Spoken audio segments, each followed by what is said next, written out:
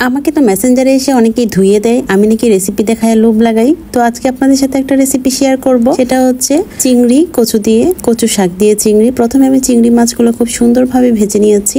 মাছের যে মশলাগুলো দিতে হয় সবগুলো মশলা দিয়ে ভেজে নিয়েছি। তারপরে কচু শাকটা দিয়ে দিলাম, মানে শাক দিয়ে মাছ ঢাকা যেটাকে বলা হয় সেটাই করে ফেললাম। তো এখন খুব ভালো করে এটা আমি কষিয়ে নিয়েছি। এটা খেতে যে কত টেস্ট হয় খাওয়ার পরে বুঝতে পারবেন। যারা খান তারা তো জানেনই, যারা খান না একবার হলেও ট্রাই করবেন। এখানে কিন্তু আমি এক্সট্রা কোনো পানি দেই নেই, শাক থেকে যে পানিটা উঠেছে সেটা দিয়ে আমার রান্নাটা কমপ্লিট হয়েছে।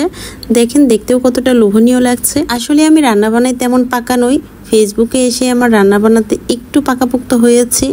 যদিও আমার রান্না না করলেও চলে, তবে মেয়ে মানুষের রান্না তো করতেই হবে। মেয়ে মানুষের রান্না জানাটা হচ্ছে গর্বে। আমার অনেক ইচ্ছে হয় অনেক রেসিপি ট্রাই করার, বাট সময়ের কারণে অনেক সময় হয়ে ওঠে না। এই তো এখন একটু ট্রাই করে দেখবো কেমন হয়েছে আর আপনাদেরকে জানাবো। কি বলবো, অসম্ভব মজার হয়েছিল। তো রেসিপিটা আপনাদের কাছে কেমন লেগেছে কমেন্টে এসে জানাতে কিন্তু ভুলবেন না। আজকের মতো ভিডিওটা এই পর্যন্তই। আল্লাহ হাফিজ।